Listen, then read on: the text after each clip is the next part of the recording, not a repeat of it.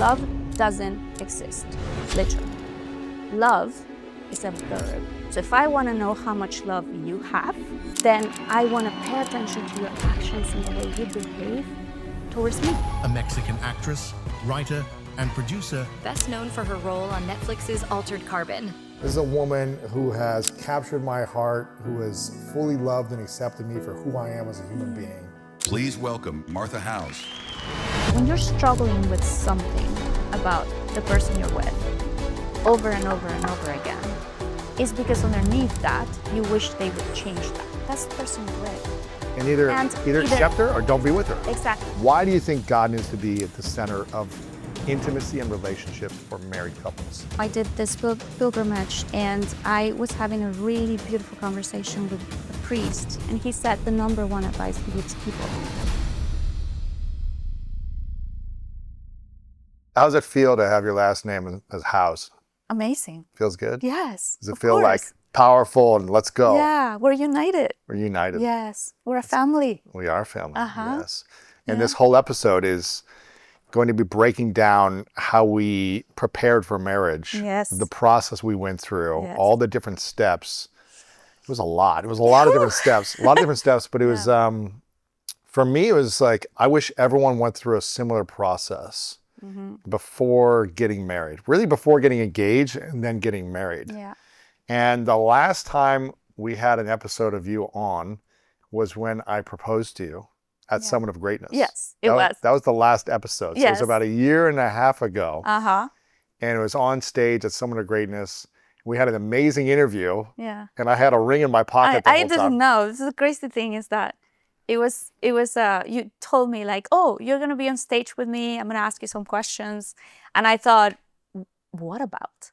I was like, do you want to Was it like, it was like 2 or 3 days before? It was like a week before, right? It was like a week before? Yeah. Like suddenly I think I heard about it from Sarah first. Yeah. I was like, wow, am I going to be, yeah, you're going to be one of the, speakers. Yeah. I was like, okay, great. I was like, oh, don't worry about it. I'll just ask you. We'll do an interview. I'll ask you some questions and it'll be fun. Yeah, but then you know how I am. I'm very studious. So I like to prepare. You so are. I was like, love, what do you want us to talk about? What is this going to be about, Yes. And you were like, I don't know. Just ask you questions and then you'll respond to the questions. Relationship stuff. But you came prepared with like notes, because note cards.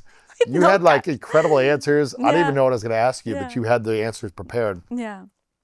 And at the end, I stood up and I was like, everyone give Martha a round of applause. We stood up and I was like, okay, you can go off. And then I pulled you back and I was like, oh, wait, I have one more question.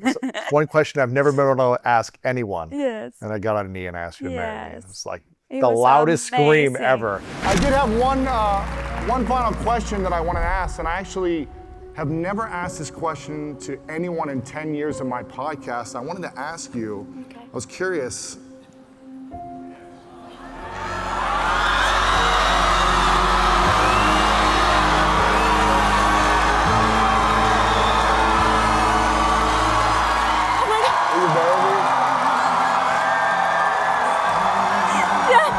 But that was like the beginning of Yes.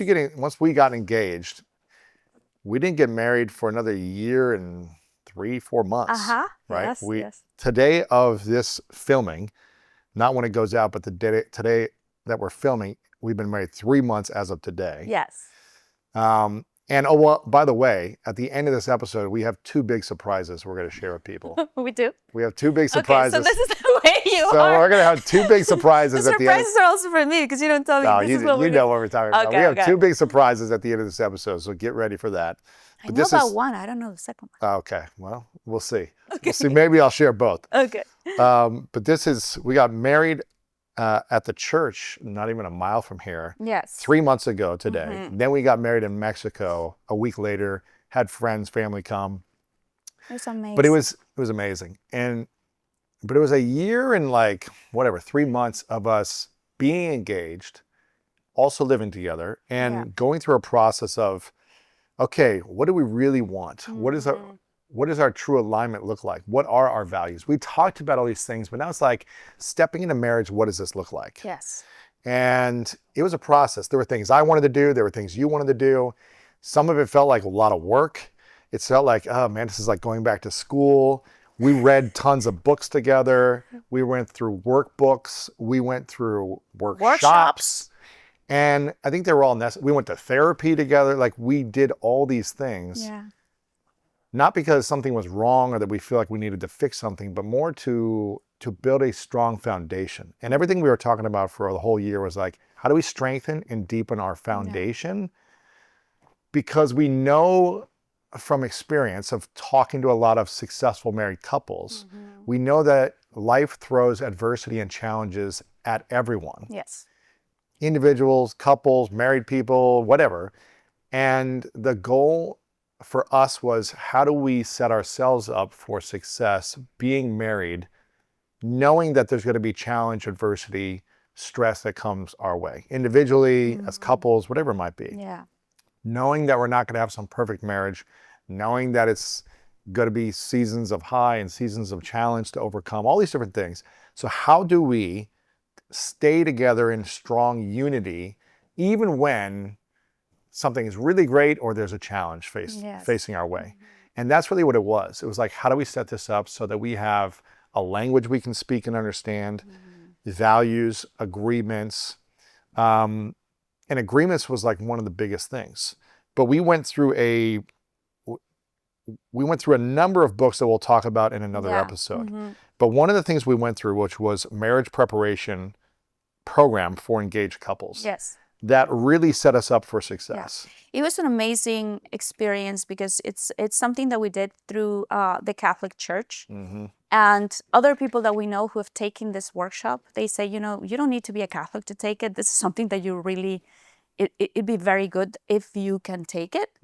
Because of all the subjects that we were discussing. And there's other couples there, so you get to hear, you know, also what are the insights as well. Yes. And the whole workshop is given by a couple who has been married for at least 40 years. Yeah, I think they were together for like 30-something years. 30-something, 38, like something like that. Close to 40 years. And they struggled for like the first 15 years. Yes. Because they didn't go through this. Yes, exactly. And then they started to go through this program, and they have a lot more joy in their life. A lot more love, a lot more joy.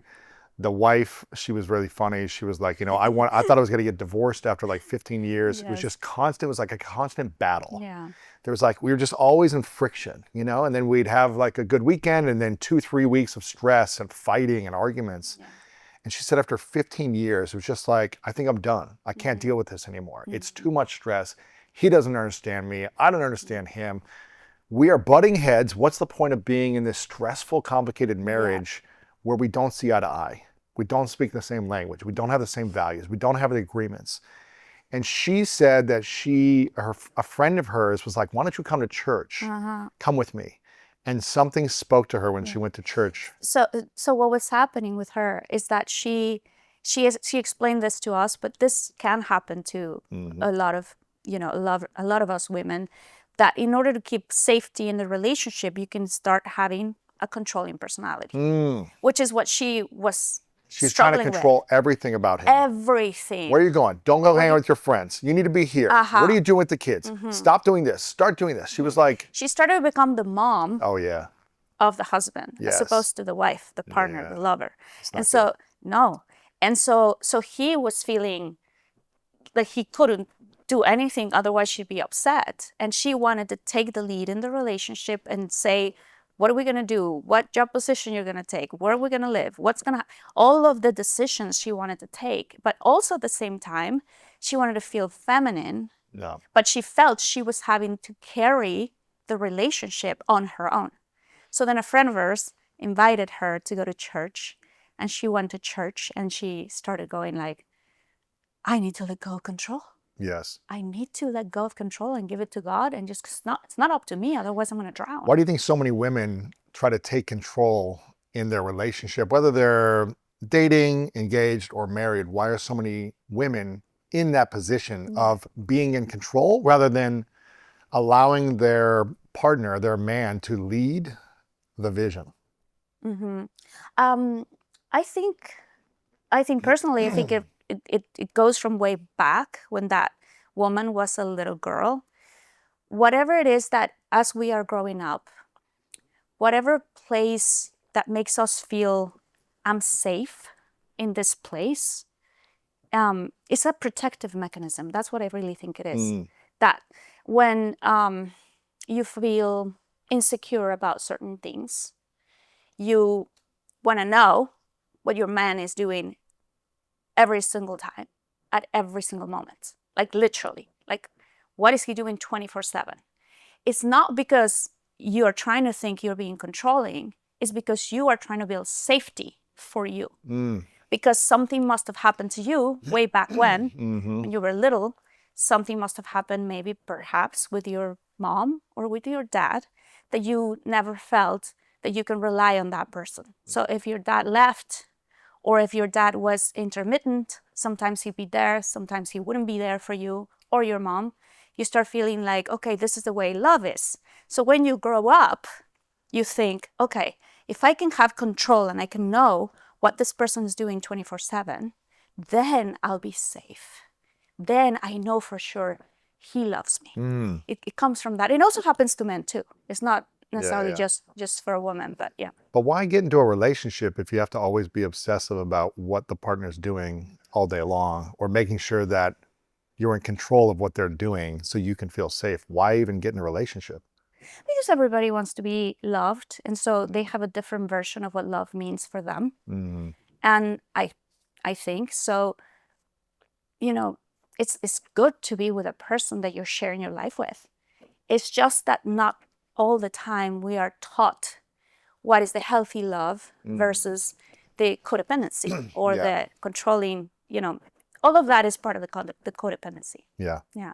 Yeah. And I think from the beginning, we both made it clear to each other of like meeting each other, that was like, this is my life and this is the vision I have and this is what I want to create in my life in a relationship. And you were sharing the same thing. And we were like, this is what we've both been through in the past that we don't want to live like anymore. Yes. We both wanted to feel accepted for who we are, accepted for our dreams, our goals, accepted for our lifestyle. Personality. Yeah, even, personality. right? Yeah. We're not trying to change the other person or say, I don't like that, quit doing that. Yes. And really creating a sense of acceptance rather than control. I think control is a lack of acceptance. It's like, okay, I don't like what you're doing here, so do this so I can feel safe, as opposed to, I accept what you're creating. If there's something that feels off, can we have a conscious conversation where we're creating safety together, but not a sense of stop doing that, don't do this, don't do this. Like, and then it becomes like unsexy. Yeah. In reality, if you start controlling your man, or the man, even the woman, but if you start controlling the man all the time, telling him what to do, what not to do, I didn't like this, I like this, you start becoming the parent. You're like, you know, in the morning, you try to remind me, hey, take your supplements, right? There's certain reminders you'll do. That's nurturing. And there's certain things where I'm like, hey, don't lift this heavy thing right now, or whatever, or don't do this thing, or why don't you take a rest and take a nap, or, you know, it's like a reminder, you know? So there's a balance, I think, of like, you say I daddy you sometimes. And it's like, I'm like, hey, stop doing that. Yes. Hey, or when I go shopping, you go, oh, you don't need that. That's true, yeah. Sometimes. But it's like, you know, my dad does it. Yeah, my brother does it to his wife. Like, it's like, I was talking to my mom about it, and she was like, listen, that as a male personality, they have the feeling and the... Or protector. It's protector and it's leadership. Yeah, yeah. This is how my mom, you know, raised, you know, the female in our family. But she said, a man's nature is going to want to lead and protect, and they're going to want to do this. So sometimes they're going to tell you, sometimes, hey, don't do this. I don't think you should buy this. I don't think you should get this. Exactly. And so the mom says, listen, you have two choices. You go, oh, okay, I won't buy it. But if you really want the thing, just go ahead and like do it. Right. You know, just, it's okay. Except, because this is the part. She was telling me, your dad will never change that. We've been together for 43 years of marriage. And literally, she said, your dad will continue to tell me when I go shopping, you don't need this. You already have something similar at home. So she says, you know what I do? I know he is that way. I accept the way he is. And I just buy the thing if I need it. Yeah. Instead of trying to tell him, hey, don't tell me this every single time you tell me, he's going to continue to tell you that all of his life, because this is his way to, maybe he's trying to protect the budget. You know, that's another thing. Or maybe just whatever it is. And it was an interesting conversation, because I was like, if I if I turn this around and I say to Louis, every time he wants to buy anything, don't buy this, don't do this, he's going to feel I'm being Say, controlling. don't tell me what to do. Right, exactly, I say, right? don't tell me what to do. Yeah. So in my If you case, say it in a loving way, yeah, if you're like, hey, do you think we need this right now? Or hey, yeah, I think I already know that you have something like this. Are you sure you want to buy it? I'm just reminding you. yeah. Then I'd be like, oh yeah, okay. But if you're like, don't do this, I'd be like, don't tell me what to do. Yeah, you already have this I'm a thing. Why are grown you man. buying- Exactly, exactly. But anyway, You in don't that, speak like that to me. You don't speak that way. I don't, no. And again, the intention for this conversation and episode is to share with people all the things that we did leading up into marriage. Again, we are 3 months married. We're not here to say how to have a great marriage. We're New at this, by the way. We're new, so there's no way that we can speak from that experience, but we can speak from the experience from being dating to getting engaged to getting married and what has worked for us. And I think that's what I want to really communicate with anyone watching or listening. And we probably do, because we both had previous experiences and relationships that were painful or challenging or didn't feel right. Yeah. Both Martha and I, before we met each other, were doing individual therapy. Yes. So we were both already in a growth journey, a healing journey, a growth mindset, and we were both open to reflecting on ourselves and saying, oh, where did I make a mistake? Where did I not create a boundary? How could I have shown up better for me? How could I have been better in my previous relationships? Whatever it might have been, to see how because we didn't want to repeat the same pattern again. So we both were doing that healing journey before we met each other. And then when we started dating, I put it out there to you and I said, I don't want to get committed unless you're willing to do couples therapy at the beginning. And you said, I'd love to. Yeah, it was a little bit more loose than that. You were very, have you ever thought about doing therapy at the beginning of a relationship as opposed to like when there's a lot of troubles and struggles towards the end? And I was like, yes, I've always thought that's a great idea. So then you said, I would love to do that because I feel like I couldn't get committed to you if we don't have this journey. Unless you were open to doing that. Yes, exactly. And I was like, I'm totally open to that like, because I've always kind of wanted it. Yeah. Yeah. So for me, that was I think just doing that before getting engaged, knowing that I had a partner willing to grow with me. It doesn't mean you have to do therapy with your partner because someone may not be ready for that. Yeah. But they've got to be ready to do some type of reflection or some type of work. Otherwise, you're going to be with a partner with a fixed mindset instead of a growth mindset. Yes. So it doesn't mean they have to do every workshop that you want to do. It doesn't mean they have to go to therapy right away. It doesn't mean that. But I think they've got to be willing to look at themselves, be willing to have uncomfortable conversations with you then and see how we can grow together. And even how do you react to the uncomfortable conversations? Like that's another thing, because you can meet somebody and that people can say just the right things that you feel like, oh my God, this person's amazing. They're telling me exactly what I wish to hear. Yeah. They've read the books, so they've memorized the books, and then they're telling me all the lingo that I love hearing. But their behavior, if it doesn't match it. Yeah, exactly. So for me, it's the actions are speaking louder than any words you'll tell me. Yeah. Maybe you've never gone to therapy. Maybe you've never read any books. But if you are integrous, kind, loving, you show up, like in the way you show up, to me, it's like, that's even more important, Because a lot of people can go to therapy, but we have the podcast, we have the books, we have all these things. But then when you exercise them, when you're actually being what you're saying, I was reading this thing the other day from my therapist that she was talking about love, like specifically about love. And love is a thing that you can't just say, love is not a word. Like literally, she was saying this. Love doesn't exist. Literally. Love is a verb. It's something you practice. So if I want to know how much love you have, then I want to pay attention to your actions and the way you behave towards me. Well, in this case, because we're a partnership, right? And towards people, by the way, how much love you are. And so you are loving, you are kind, you're respectful, you're thoughtful, you engage in the conversation, you want to, that's how you love. You're touchy, you're all these different things. So So love is in that respect, it doesn't exist. Then it's a thing that is just floating out here. You know, the concept of love is a thing that you see in the movies, in TV shows, it's floating. But when you say, you know what is really love? Love is a verb that translates into actions. Yeah. Yeah. Exactly. Yeah. It's a good thing I took a lot of action. You did, you do. And you continue to do. Of course. Yes. So there are a lot of things that we did that, again, not everyone has to do before getting engaged or married. But there are a lot of things that we did. We did therapy together. We did workshops together. We did workbooks together. Yes. We read books together. We meditated together. We prayed together. We went to church together, and we had relationship mentorship conversations. So we did lots of different things around relationships. I'm not saying everyone has to do all those things or all at once. It might seem like a lot of work. But also, by the way, it was a lot of fun. It was. There were some, moments I mean, listen, that were rough. it was fun most of the time. Yes, most of the time. Sometimes I'm like a deep growth mindset person, and I'm in this work constantly.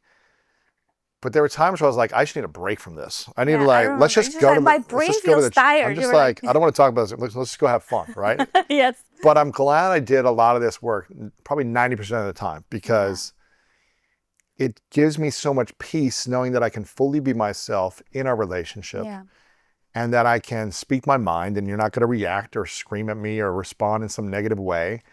And I think you trust and respect me more because you've known I've done the work and the foundation of our relationship.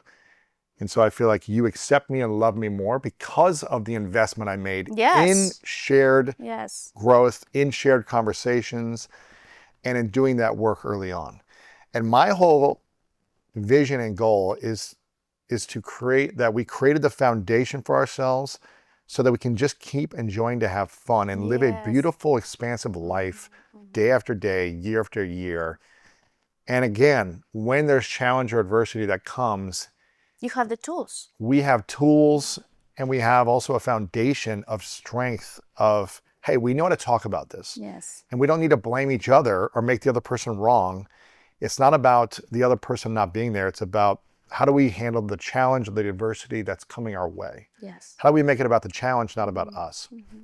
And I think it's supported us because of how much work we did on these different things and continue to do on a weekly basis. Do you want to share some of these? Because I think they were... Yeah, I want to walk through kind of like the whole process of this. Again, the whole thing was called Marriage Preparation Program for Engaged Couples. Now, it doesn't mean you have to be engaged to do this. I almost think, like, if you thought about doing this before engagement, it would be better. Yeah. Because a lot of people get engaged and they don't have all these conversations. Then you were engaged for 6 to 12 months or 2 years, and you still don't have the conversations, and you get married and you're like, oh, I didn't know this about you. Because we lacked the courage or the presence or whatever to speak up and use our voice and say, this is what I really want for the vision of my life.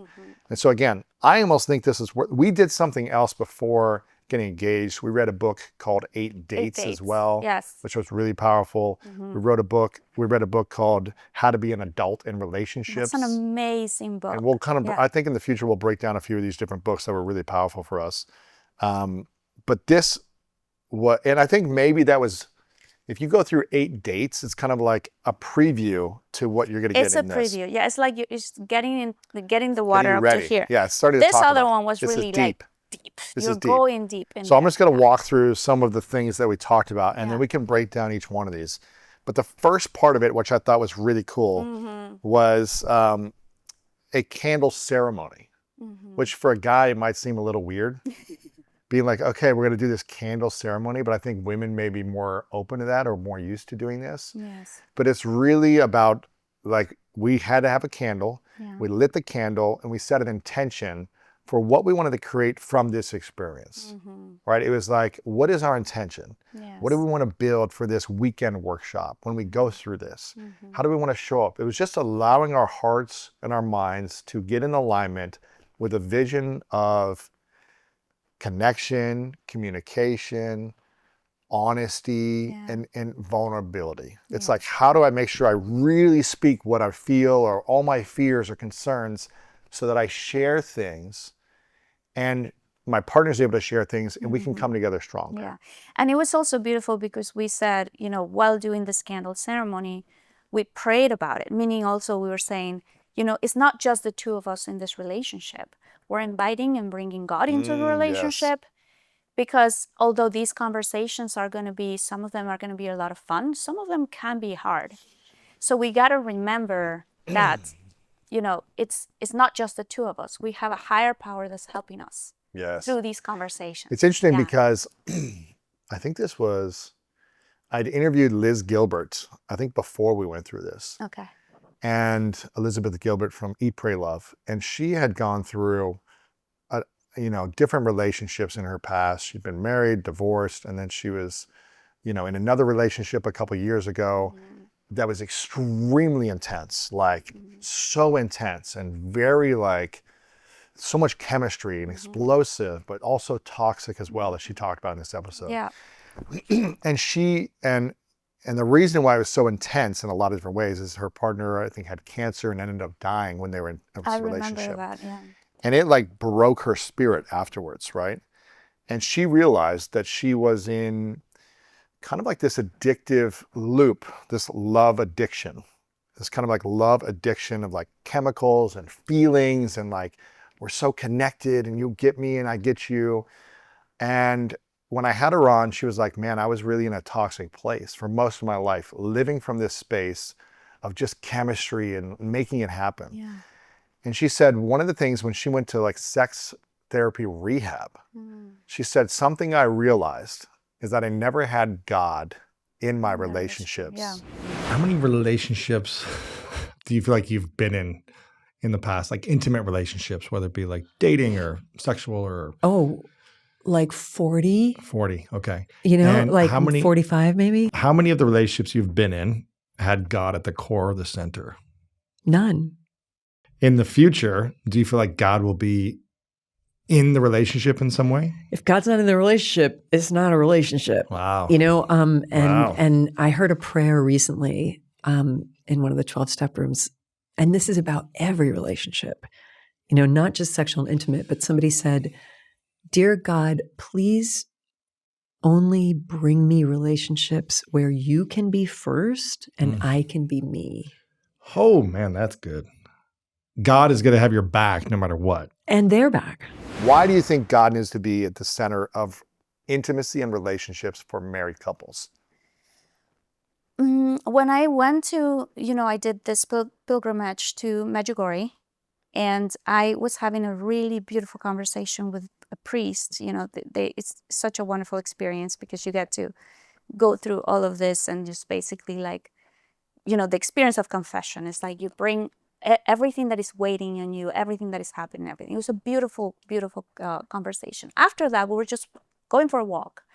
And I'm talking to the priest and saying, my fiance and I are getting ready to get married. Do you have any advice for us? And he said that's the number one advice he gives people. Bring God into the relationship. He said, a relationship doesn't break up.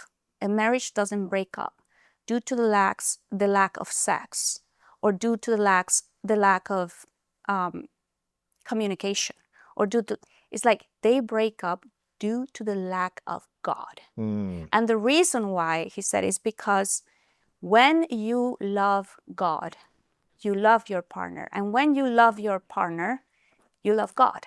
It's your way, your partner is in this life being there for you to enjoy, to grow with, to explore life with, to have intimacy with, to have conversations, to have growth, to have family, all these different things. It's expansive, a beautiful, expansive, loving experience that God has put there in front of you for you to enjoy.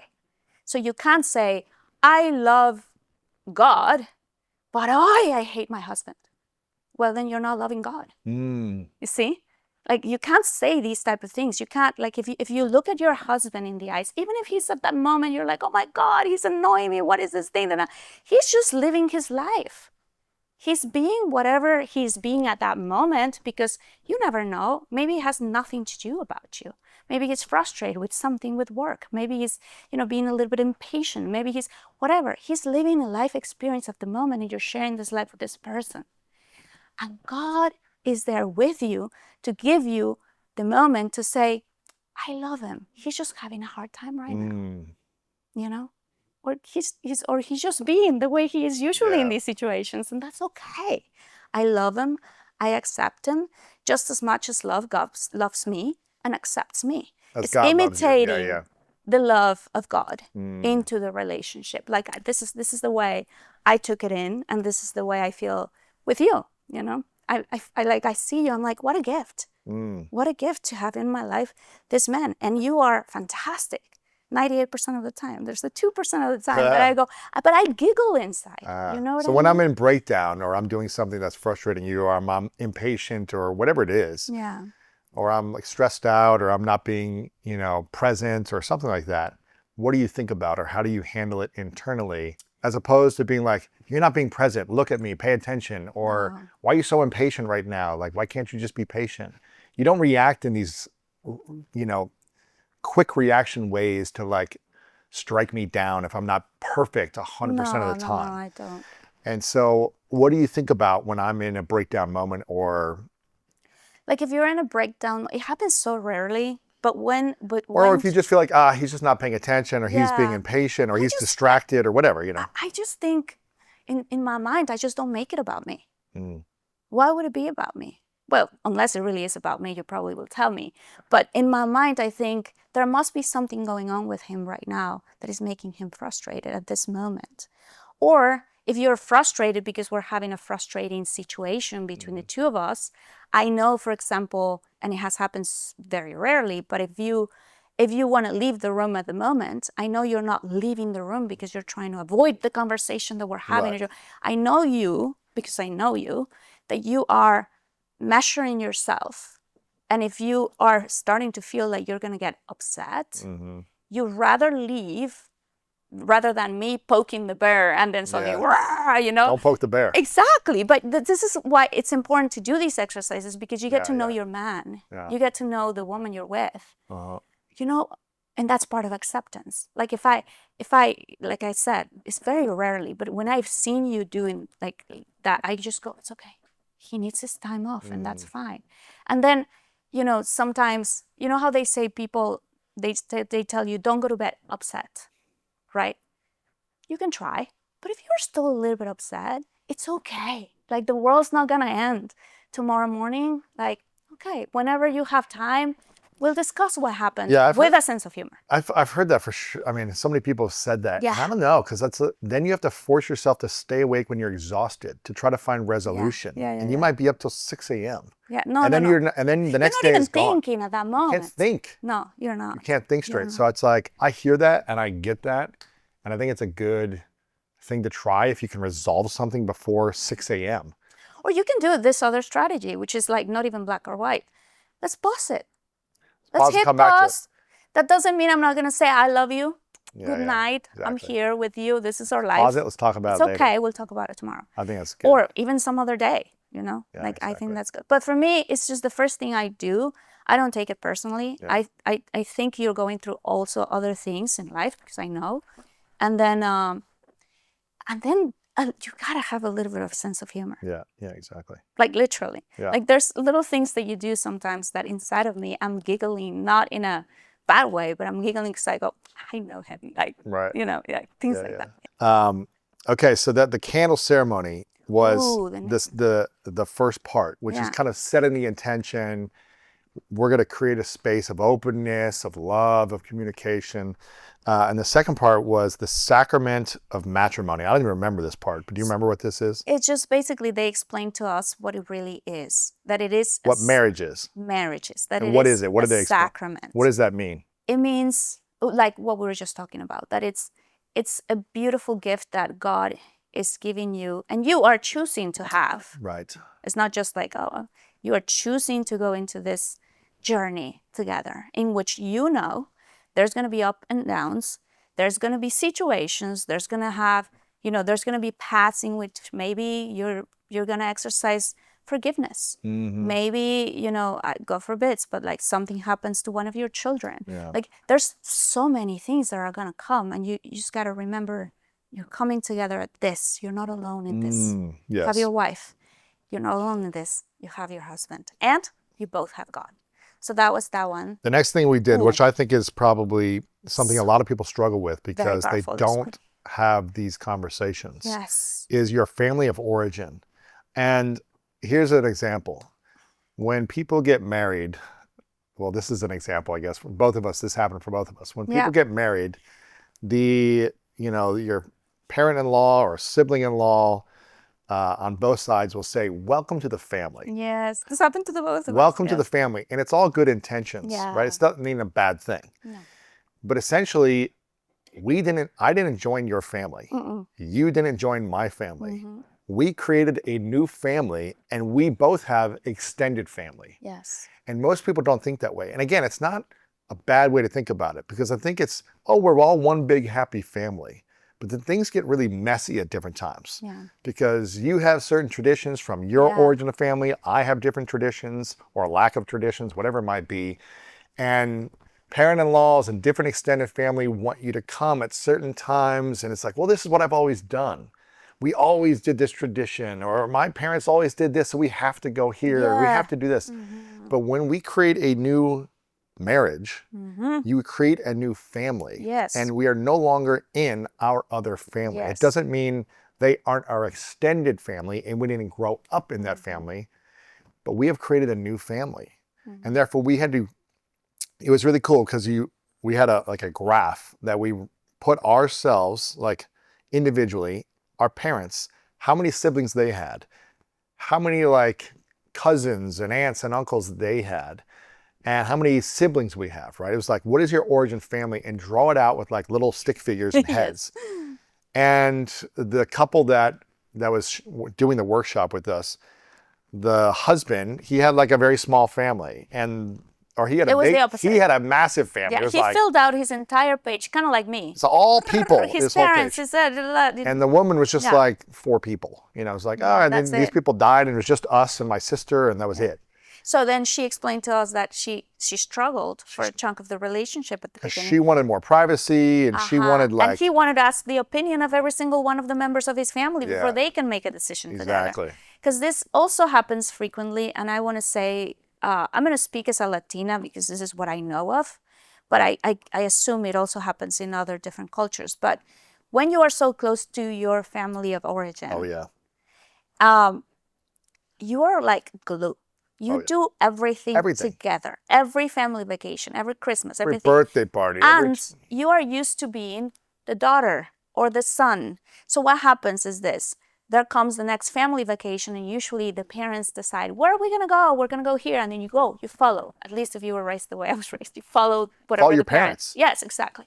So then when you enter a committed relationship, it happens more frequently than not that the person who's used to having that type of glue with the family makes a plan with their partner, but then the family comes in and says, no, wait a second, we bought tickets, we're coming to visit you.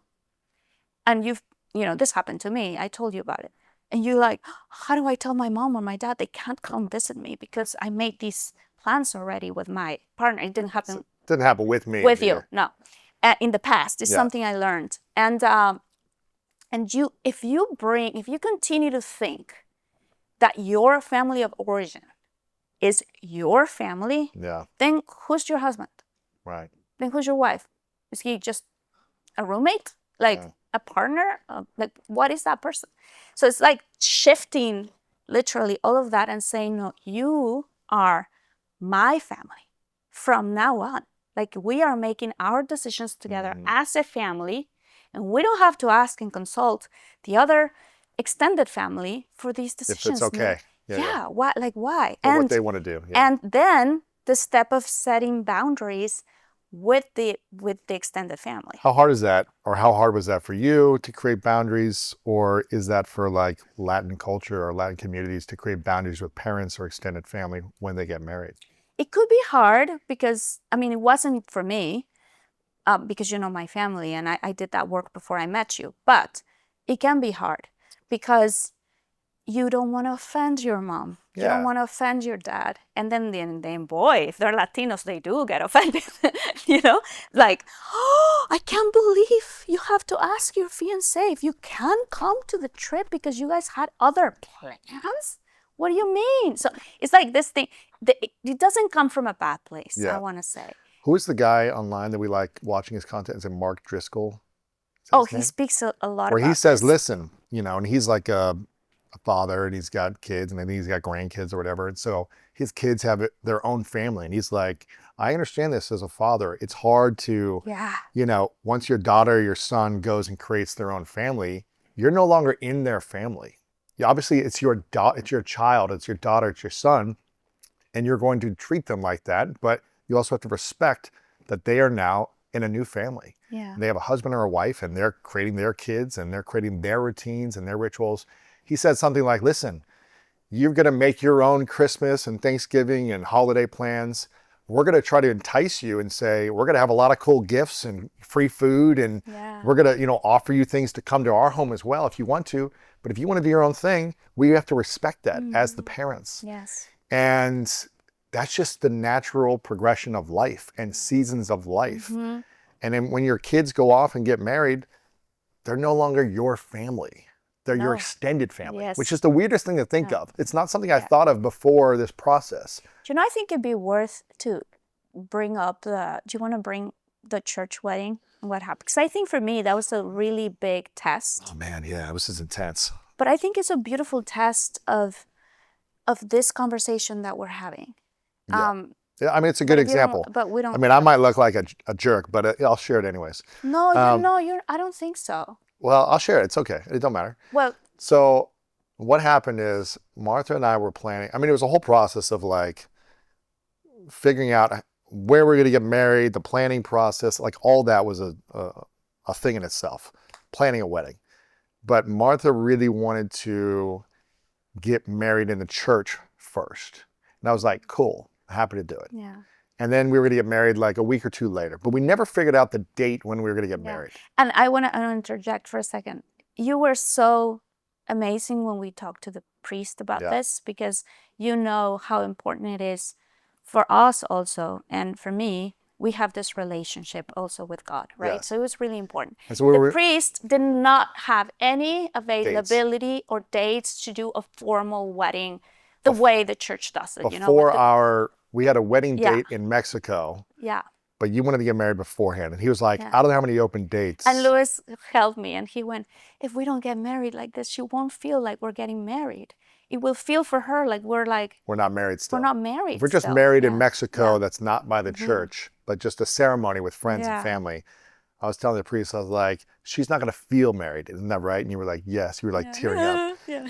And I go, what's the chance Yes. we can make this happen Yes. any other time before we leave? So he said, okay, we can make it happen, but it's going to be very little people, because otherwise then it's an actual event. Exactly. So we're going to do it. And then he threw a date like a week. It was today, 3 days. months ago. Yeah, exactly. It was February 1st. Oh, interesting. February 1st, Oh, yeah. 3 months ago. So I want to preface this by Well, originally it was the saying that, second, and then he moved to the first. Yeah, It that's was true. That's something- true. I want to preface this by saying that in my a previous relationship I had before, this thing of leaving your family of origin behind and making the other person your family was a big lesson for me. Because you didn't do it. I didn't do this I just didn't. You wanted to I please your wasn't parents I and- wasn't adult enough, that is the truth, to know, you know what? You are my family now. You are I didn't do this. Yeah. So I think for me, God is so beautiful in the way he teaches you the lessons, and he puts you little tests to see if you learn the lesson. Yeah. So I mean, this was a big test. it but- was a big test, yeah. So we had agreed, this is the whole thing. We had agreed, okay, I'm happy to do the church wedding, it's fine, and then we'll do another one later, or whatever you want to do. I was like, whatever you want, it makes you happy, let's do it. And then I said, okay, but my family is not coming out here for this church wedding because they're all over. We had the other one immediately. We had the other one a week later, and Yeah. we already have flights, trips planned for them. They're not going to fly for this and then fly for that. They got lives and kids, and it's like they're not here in LA. And we needed witnesses for the church wedding. And I said, Yeah. okay, we each need 2, Yeah. right? So we can have your parents and then we can have Matt and Kendra. Your best friend. Yes. And that was the agreement. that was the It was agreement. great. It was like months before. Now, fast forward to So I was like, were you okay with us doing a Yeah. church wedding where we Yeah. just have a simple ceremony, Simple 2 and ceremony. 2, Yeah. and we do it here? it was amazing. And you were like, yes. And the priest said yes, because we little people. Yeah, 'cause yeah. Otherwise, it's going to be an Yeah, event. it- It was It'll great. take us 30 minutes. And But Latino family and man. Latino behavior. they show up. They show up with their best intentions Yeah, in the yeah. world as a surprise. So you're, The day before our wedding, yeah. Your family everybody flew in. flies. And mommy's like, surprise! And there was like, flowers and cakes and presents. Which is, by the way, it was so beautiful. The was way great. the way they set up our house with all these different things. It's amazing. But It it was was like that. It incredible. was like at 5 o'clock at night, I come back and I see like your whole family at our house, like Yeah. taking over. And I'm like, Oh no, I'm like, they didn't. are they take over. coming to the wedding tomorrow? Or like, what's so happening? Then Lewis and I had a conversation. So I was just more like, Oh. the stress was more of like, I'm glad they're here, but no one from my family is here. Exactly. And so I was feeling like, oh shoot, I feel really bad that your whole family is here to witness this and no one from my family is going to be Nobody from here. my family. And so I literally texted my mom and called her. I said, Mom, any chance you want to come tomorrow? I'll fly you out here in the morning. And It was she my was so first thought. tired. She was like, it was like midnight. She was like, Yeah. I'm exhausted. Like, Yeah. thank you for inviting me, but no. And it was never our intention to invite our families because we had invited them for the main kind of big ceremony. Yeah. So I was like grappling with this all night. And then the wedding was like noon, right? It was like noon the next day or 1 or 3 something. p.m. 3 p.m. Yeah. I get up, I like try to go to the gym and try to get like clear my mind. And I'm also thinking, oh, I'm actually getting married today. I'm like, oh, this is like happening. I'm like, this is real. Yeah. You know, we've been preparing and I'm ready for this, but I'm like, oh my gosh, it's like my whole life. Because this is what I've, discussed with girlfriends who've also gotten married. For us women, it's like the preparation to get married. We cannot know, this is coming, this is happening. What I've heard is for you guys, you don't get the reality check that you're getting married happens on the day you're getting married. You're like, oh, this is the day. Yeah. Boom, like that. And it was like a lot of emotions happening. It's like, okay, my family's not here, hers is here. I was like, all these things. I was like, my dad's not here anymore. He's not gonna be able to I witness was this. so- All these so things. I was sad. like, oh man, what do I do? And I was like, the bigger version of me should just be like, just let it be and just like let their whole family come and I'll be okay. I was like, I know I'll be okay, but it's something was inside me. I was like, gosh, something just feels off for me. And I feel, it's You more were like I felt sad. sad. I felt Yes. sad. You were I sad. love your family and I wanted them to be there. Yes, I know. But I was also just so torn that I was like, I should have invited my family then. Yes, you were sad. You're in your heart. This is the So way to sad. be. You were so sad because you literally communicated to me. I feel, and I was feeling so sad. Like it was we had such a beautiful Yeah. conversation because you said, "Listen, how would it feel for you?" Which you didn't need to tell me because I was in your shoes already. But it's like if everybody from my family is here, and I just mean the nuclear family. It's not Yeah, like yeah. 20 people flew in. Still But the main family. everybody of my family is here. And you had no one. And you had no one. How would it And make you I feel? already knew you were struggling with Yeah. what happened because I was like, when they showed up, I was like, this is great now. Yeah, yeah. Oh, so I think it was beautiful the way we talked about it because for me, and correct me if I'm wrong, but like you express yourself with your emotions. I was there present with you. And I said to you, you are my family. Mm, This is literally, you are my family. yeah.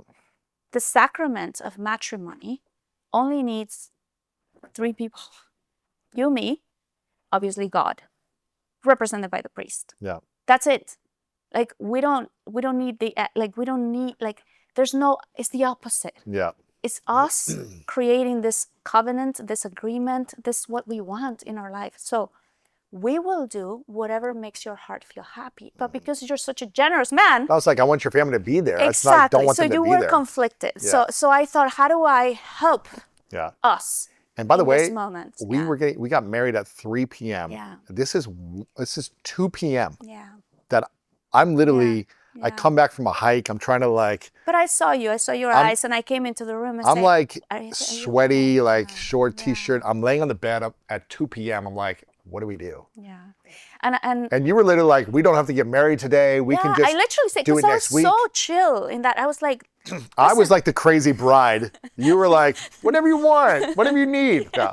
I was just like, I don't know what to do. I know. It But was that's because you crazy. care so much. I was like, So- yeah, I was a wreck Yeah. emotionally inside because I was like, if I say no to your family, I'm a jerk for the rest of my life. No, and you were not. But then I'm going to feel sad that my family's not here to Yeah, witness yeah. this. As And well. for me, it was, and this is part of this, the preparation that we did also, but it's also part of my heart. If you are suffering or struggling with something, I am suffering and struggling with that something. Oh. It's not a you problem versus, oh, whatever, suck it up. My Yeah, family's yeah. here with, no, it's our situation Yeah. to resolve together.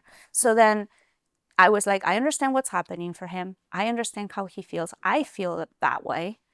I know he doesn't want to feel like he's being, that word you said with the family. I don't know that Sure. you're being A jerk or mean something. to Yeah, them, yeah, yeah. exactly.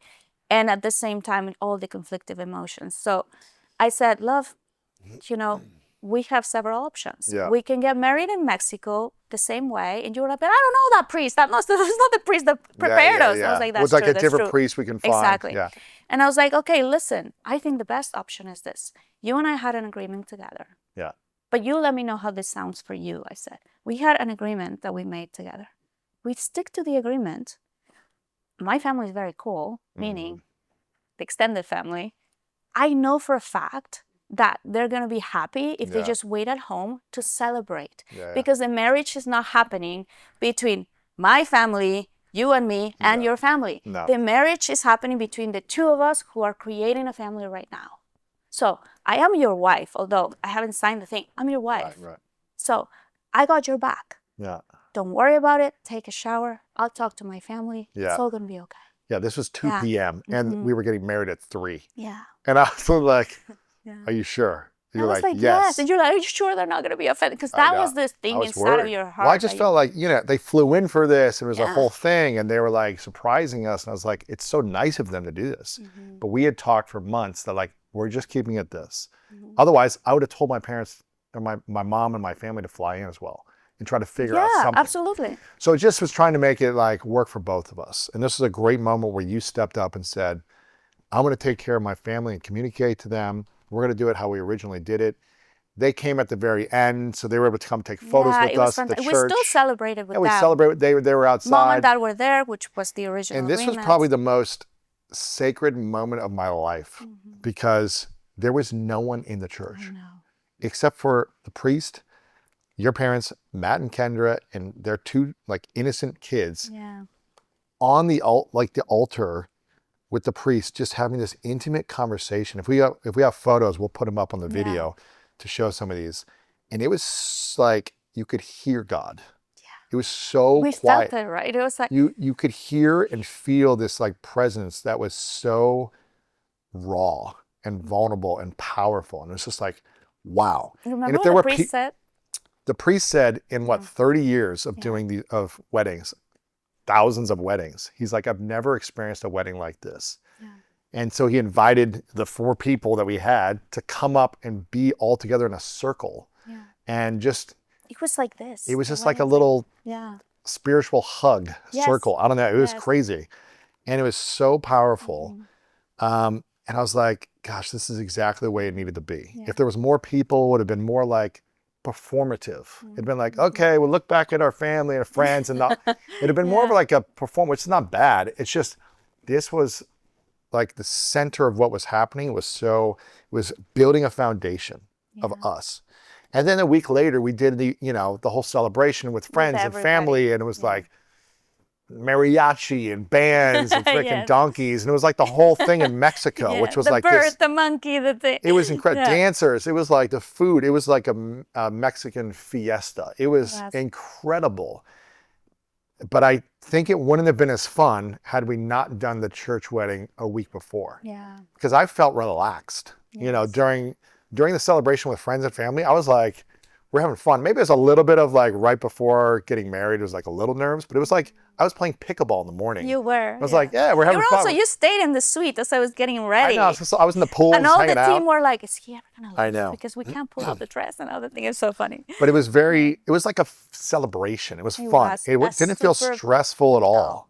No. And I think in a way, it was so beautiful that happened. yeah. Because again, I feel like it was both a gift and a test wrapped together. It was like a test for Saying, it was a test for both of us. Because I like to, I want to please people. I want people to feel good. It's like I don't want people to be like angry at me. And especially on our wedding day, it's like if they flew in for this and I'm the jerk, it says, no, you can't come. No.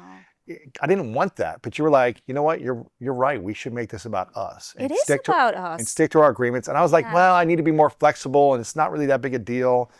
But if we don't speak up and use our voice when we've created agreements in a relationship, then we're going to have little resentments, that carry with us for a long time. And so many couples, whether they're married or not yet, but like so many couples struggle with that part of like, in what moment I set a loving boundary with my family to say, listen, this is the person I'm choosing as right now becoming my family. So many wedding stories that people can tell us in the comments, like, oh, in this, I experienced this happen in the wedding, or a lot of drama, fights and drama crazy. in the wedding. It's like, wait, you are creating a family together. Yes. Yeah, and so literally I remember I looked at my watch at 2:30, I got in the shower, and we got married at 3. Yeah. Isn't that crazy? And I was like, I didn't know what I was gonna wear. I was like, you were kind of already, like your hair was already done, your makeup was already done. Like I think you just had to put a dress on. And also we left together. You saw me in the dress. We did everything different, by the way. Since the beginning of dating, we've done everything different. It was kind of like, I don't know how I got ready this fast. I showered in 5 minutes. I was like, do I even have a suit? Do I have to iron this? I was like, I just put on a suit and a tie. And then I was like frantically like, we gotta go. Running to the church. And then we pull up like 5 minutes. I don't know how we got there on time. Yeah. And we pull up. And even then you said, could you text your family and tell them to come? I said, tell them to come and like be outside or come here. I said, come towards the end. Right before towards the end. I said, like, come to the end so they can see us walking out. Because I was like, I'll just have them come, just have them come. Like, let's make it a win-win. And they ended up coming. And like, we got to do photos afterwards together and celebrate. We were dancing in the it was our great. living room. But it was like, I was stressed right before we like walked down the aisle together. And we walked down the aisle together.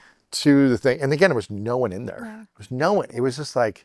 Which also in a way, although it was not traditional, it was meaningful because it also happened so quickly. We hadn't even thought about how we're going to walk. So we walked hand in hand together as 2 adults. Yes.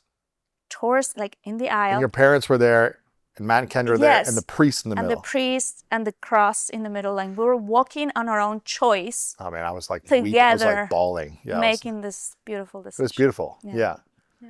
That was so it was a beautiful thing that we did that. And the whole family of origin part, if we hadn't have gone through that, 6 months before, or whatever it was, and talked about these things, maybe we wouldn't have been able to come together in that moment. No, and then you know what happens later? You're resented for life. For life, you hold on to stuff. And you hold on to it until you forgive it, but then you're like, I wish I would have stood up for what I wanted to do, or I wish they didn't do this, or I wish my parents didn't come. Whatever it is. Yeah. It just gets messy. And I think because we have this foundation of understanding our origin story and how we want to create our family, I'm like, have your family come over every day. I'm like, have them come every weekend, have them stay the night. Like, I love being around them. Yes. It's not like I'm like, get away from me. They love you very much. I'm like, this is awesome. Obviously we have boundaries, but it's like, because I know you've got our back in the relationship, I'm like, yeah, come over as much as you want, because I don't feel like they're intruding in our marriage. They're enriching our marriage. They're supportive. They're having fun with us. We're having experiences. But it's like, if they go on a trip, we don't have to go with them every time. It's like No. we choose what we want to do. Yeah. And vice versa. If my family's like inviting to something, you don't have to do something because whatever. So this whole family of origin thing was powerful. And it almost makes me want to be around your family more. But also know like, oh, if I'm somewhere, like we can leave at some time with your family. And it's like, I don't feel Also bad. because, you know, my family of origin is very accepting with you Yes. too. Like I remember the first few times you were hanging out with them, you were like, in the middle of everything, because we talk forever as Latinos, you were like, I'm getting sleepy. It was Can I like- go take a nap? It was late. It was like we were there all day for something. And I was like, I was exhausted. Yeah. And I go, I don't know if I'm like, had 2 cups of coffee. I was like, I think I need to like go in the car. And I said, yeah, go ahead. No, I said, no, go upstairs to the like, room and take a nap. You're like, sure. you sure your parents are not going to be offended that I'm leaving to just take a nap in the middle? I was like, why? Just be. Well, because in previous relationships, it was like, unless you're present for the whole weekend activities, it's like you're a bad partner. But this is when you introduce the must thing in the relationship. You must do this thing. You should do these things. Like the rules in a relationship constrict the relationship. You know, literally. And so you and I have rules. We don't have rules. We have agreements. agreements. And these agreements create freedom because it allows us to essentially say, this is what we have agreed on. So if I'm not doing something we agreed on, or you're not doing something for whatever reason, remember our agreements. And is there a reason why you don't want, are we creating a new agreement now because you don't want to do that anymore? If so, we both have to agree. It can't just be, this is the way it needs to be and you have to accept it. It needs to be, we both need to agree. Otherwise, why are we in a relationship if we can't agree on things? Or if we can't agree to be okay with how we do things differently? It's like, I don't know, maybe you don't like something I do, but you're like, okay, I'm okay that you're going to do that. I don't like it, but I'm agreeing that that's who you are. I don't know. I don't even know what I'm thinking about. I was thinking what I was thinking. But it's just making sure that we're in alignment with agreements. And the next thing is couple communication. Yes, which that's is, a big one. Which I can't remember everything they talked about with this, but I think a lot of it was around like creating agreements and making sure when there's a disagreement. Especially that part, when there's a disagreement. And when there's a disagreement, it means you haven't agreed on something yet. There shouldn't be disagreements. Like we don't really disagree unless it's a new thing we haven't talked about. Right. That I'm like, I don't see it that way. And you're like, well, I actually see it this way. Then we have a disagreement, right? We aren't in agreement yet. Yeah. And this whole couple communication thing is, you talk about this a lot. It's having curiosity. It's like, let me speak with curiosity and say, why do you think this way? Why do you think this? Rather than thinking like a victim or that your partner is doing something malevolous behind your back or in front of you. And or just that they have a belief that's wrong or bad. Or something. Exactly. It's like, it's always try your best to give your partner the benefit of the doubt. I was talking to a girlfriend about this recently, and I was saying, haven't you noticed that when you have a best friend, a best guy friend or a best girlfriend, if they do something, you usually don't think badly. You think, oh, he was tired. Oh, he forgot to call me. Oh, she, whatever, all these things. Why is it that we don't do the exact same thing for our partners? It's true. Think about it. Like, I'm sure, you know, I don't know, like our friends can do things. And well, for us, you know, because we've set our foundation differently, but it usually happens that way, that you get offended because this person did this thing, because the person you're dating, whereas you would never get offended if it was your best friend doing it. That's true. Why do you think that is? I don't know. Matt always says this to me. He's like, I don't know why I just never get upset when you do certain things, but other people would make me upset or something. You know, it's like if they did certain things. And You know what I think it is? Tell me. I think because the stakes are higher. With love. With love. With intimacy. With and like the relationship you have about yourself that is projected on the other person. So meaning your best friend can forget it was your birthday that morning, right? And tell you later, dude, I forgot. Happy birthday, blah, blah. And you're going to be totally cool. No problem, whatever. But if your partner forgets that it was your birthday or anniversary that morning. See, you didn't remind me it was our 3-month anniversary. I'm the one who told you. No, I'm just kidding. What does that say about me and about how much this person actually loves me? Right. And it makes you doubt about your worth, your worth, literally your worth. So then it makes you realize, wait, the stakes are higher because I am putting my self-worth in the hands of my partner. You don't do that with your best friends or friends. You don't put your self-worth in those, unless, whatever, I don't know, really codependent friendship relationships, but you really don't. So I think that's one of the reasons. So if we can bring a little bit of that mindset of a friendship into the relationship and say, in that case, he forgot because this is part of his personality. He forgets dates. And this is who he is. And that has nothing to do with me or what it means to our relationship. If he's going to call me, you know what? This is another thing. If it's so important for you to celebrate that anniversary and speak up about it, and your husband forgot about it, there's nothing wrong with you reminding your husband, hey, tomorrow's our anniversary. I just want to let you know. Even you want maybe him to do something special, remind him a week before. I think there's nothing wrong with it. I think you do this really well because I also grew up not really celebrating a lot of things.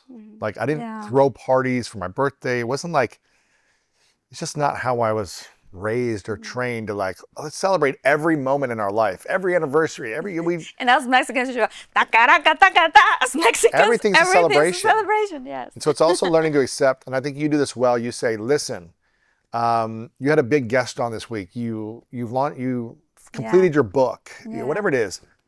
Let's go celebrate and go out to dinner this weekend. Yes. So you say it like a week in advance and you say, I want us to celebrate and have a celebration. And I even said to you sometimes, let's choose a date. What day works? Yes. Let's do that. And you say what you want. I wouldn't be doing that. I wouldn't be thinking like, I'm just like, all right, I completed this thing or I launched my book. Like, let's relax and hang out and then on to the next thing.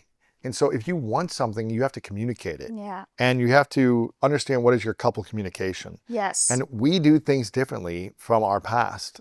And if we're joining a family and creating a family, we're going to create communication on what we both want moving forward. Yeah. And it also means I may not want to celebrate every person's birthday, which is 5 a week. Yeah. And we're not going to every event and we're not doing a celebration all the time. But it also means when you want to celebrate something, you communicate it to me and I plan to like celebrate those moments. And I'm like, okay, this is not something I normally do, but she wants to do this weekend. Let's plan it. Cool. Yeah. I'm in because we're creating a family together. Yes. So it's not like a compromise. It's more about communication of what we want and making sure we're both in alignment. And the next thing is conflict resolution. When we're not in alignment on something, it's really learning how to resolve friction, resolve disagreements, resolve moments of stress or overwhelm or like, hey, we're not seeing eye to eye. Yeah. And I think a lot of it starts with conflict resolution is identifying the issue, no? Also. Well, identifying the issue first. What is the issue? Is the issue that you don't love me right now? No. The issue is you're struggling with something that's happening and you want to feel safe, or whatever it might be. And it's talking about how can we come to a resolution around this thing? How can we create peace around it so you feel good and I feel good? Yeah. Because if you don't feel good around something, the relationship isn't good and vice versa. Vice versa. So it needs to be, but I can't, be a martyr and then only make you feel good and then I never feel good, right? We need to both be in agreement that, okay, this works for me. Yeah. Maybe I don't love this thing, but it works for me and I'm at peace with it. And we've come to an agreement. Yes. And that is learning how to have conscious conflict resolution. And not where you're saying that's stupid or you're wrong or screaming. It's saying, all right, let's work through this problem. Why do you feel this way? Why do I feel this way? What doesn't work for you? What doesn't work for me? What does work for you? What does work for me? Okay, is there a way we can come together on this? And I think always reminding ourselves, when there's a moment of confusion, how can we stay connected and like continue like holding hands? How can we listen? Something I like to do is read your mind and speak for you. You start a sentence and I'm like, I already know what you're going to say. This, and this. Let's just get to the point. It's very entertaining to me sometimes because I'm mid-sentence and then you complete what you think I'm going to say and you respond to the thing you thought. Most of the time I'm right though. I would say like 80% of the time, really. But because you're very smart. I'm also a personality that's like, I want to get to the resolution now. I don't want to hear stories and go through every little thing of this thing. I'm like, I understand what you're feeling. Let's get to it. I understand. So how do we process our feelings? Talking about Telling them. stories over and over again, which is okay. But it's, again, understanding and accepting through conflict resolution of like, all right, I get to learn to be more patient and listen more as opposed to just guessing what you're going to say. You bring the stories down a little bit because you're a storyteller. So it's like, you just shorten them a little bit so that I can have more patience. Exactly, yeah. No, and there's also something really, I think it's important that we apply that is really good. Again, the first step for conflict resolution is try your best not to take it personal. Whatever is going on that the other person did that you felt offended or that you felt whichever emotion that you're feeling, rejected or not seen or any of these things is like most likely has nothing to do about you. Right. And so when any of us brings up something to the table, it's more in the way of like, okay, first I'm going to tell you all the things that I appreciate about you. This is what I said. We were in Hawaii a couple years ago. Yeah. And we had like, maybe it's like our first argument or something that we had. Yeah. And it was like an hour of struggle. And I was like, why aren't we getting to a resolution quickly? Like it should be, you know, and it's like maybe our first one in like a couple of years or something. Because men want to fix things quickly. That's the thing. And us, we want to discuss what the And thing this is what I said early on. I said, listen, we can have as many uncomfortable conversations as you want. Yeah. Like if something is bothering you, I always want you to bring it to me. If something is on your heart or your mind, even if it's irrational, bring it to me and let's talk about it. And I said, what works for me is not just coming to me after we're in Hawaii and we're in this beautiful place and I've taken you out to dinner and we took a walk on the beach and I don't know, bought you a bikini or whatever it is. And it's like, I've invested in this beautiful trip for us to have this amazing vacation. Yeah. And then out of the blue, there's something on your heart or your mind. I can't remember. It was so easy. I can remember. But here's the thing. It was about candles. Okay, I don't even remember what it was. It was the silliest thing. It doesn't even usually matter what it is, but it's more about like, but for whatever reason, it was like you were on this thing for like, I don't know, maybe it was an hour. It wasn't like you were blowing up, but I just felt underappreciated. Yeah. And all I was thinking about, she's talking about candles or whatever it was you were talking about. It's so easy. And I think it's really good to dissect it a little bit. You were talking about something that I didn't do, that you wanted, right? It's like you wanted me to have candles out or I don't know. You felt, because this is the way you expressed later when we talked about it, that I was bringing up something because you were not doing enough of that something. Yeah. And I just wanted to have a romantic night with candles. Right. And at that moment you said, candles feel like the movies to me. That's true. They feel like I don't like you're faking something. Like what's up with the candles, right? Yeah, yeah. And it feels inorganic. It feels inorganic. It feels inauthentic. Like, it feels like it feels so romantic to me. It feels like I want to throw up in my mouth. Yes. But the thing I'm like, we're in Hawaii walking on the beach to the sunset. I am romance. You know, and it's like me, precisely because we were in Hawaii and on the beach. You wanted more. I wanted the candles. It was just about the candles. And I'm like, we had roses, we had flowers in the room. I already had all this stuff. The point is, a conflict is not really about the candles. Exactly. It's not really about picking up the mail. No. Or cleaning the kitchen. It's what's underneath. Yes. That's what's happening. Of course. So what was underneath to me, I wanted to create a moment of intimacy. Right? I wanted to share with each other a special intimate moment, like trying something a little bit different, you know? Just with the candles, yes. And for you, and at that moment, it was my lack of communication, the way you received it is, oh my God, she's not seeing all of the things that I do right now. Yeah, I pay for the strip. Yeah. There's beautiful sunsets. There's like flowers and chocolate and this and that. There's all these things that we're experiencing the most beautiful place in the world. And she's over here talking about candles. And she's talking about candles. I'm like, what is this? Exactly. I'm like, but underneath, you felt unappreciated. Right. That's what was happening underneath. And what I told you is, I said, I said you can tell me everything you want or anything you don't like about something or you want more of, all these things. But for me, what's going to work for me is if all you have to do is talk about what you're grateful for first or what you appreciate about what I've already been doing. Yes. And if you can come to me and say, gosh, I really appreciate, you don't have to like do a long list of everything, but just like, I really appreciate how you take care of me and that you brought us here. It can be as simple as that. Yeah. Not, You don't have to say, I'm grateful for how you did this today and this. You don't have to give me a list of everything, even though there's a lot of things. What I have to say is like, I just really appreciate how you laugh do this. because sometimes it's really, you do so There is a many lot of things, so I things. start saying a lot of things. Yeah. And so all you have to do is say a few things of like, man, I really appreciate these things Yeah. that you do. And I appreciate how you take care of us. And I appreciate that we've went on this beautiful dinner last night. And we went on a walk on the beach today. And you were really taking time to like make this trip special. Yeah. And I'd like to try this thing. That's you know? it. That's it. Then add. Yeah. And I'd love to try this thing. Or do you think Yeah. we can get some flowers tonight, or we can get some candles too? I think it'd be really fun. Yes. For me, in the process, Yeah. sorry to interrupt. Yes. But as I was trying to explain yourself where I was coming from, Mhm. the longer the conversation, the faster you wanted to fix it. And the faster you wanted to fix it, the faster I felt like I needed to express where I really was coming from, Yeah, of which course. was not of making you wrong, which was not of being course. unappreciative, which was more of like, I just thought it'd be really cool to do this. Of That's where I course. was coming from. But because you were at that moment, because this happens in conflict, you were so focused on trying to fix it very quickly. Yes. I felt unseen, and you were Unheard, feeling yeah. Unappreciated, yeah. And that was what's happening underneath in reality. So I'm so glad that happened. Yep. Because then after it happened, we both had this conversation and saying, Yes.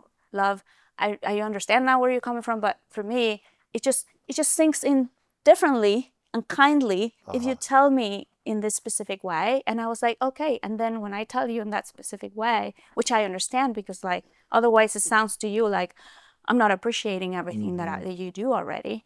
I also would like to try these things and would like to express to you why, right? And conflict resolution is a powerful thing because you can learn how to be in better relationship with your partner. Yes. And even though it takes these moments of stress or overwhelm or conflict in order for you to then have the conversation and say, hey, when this happens again, here's what I would love for us to try. Yeah.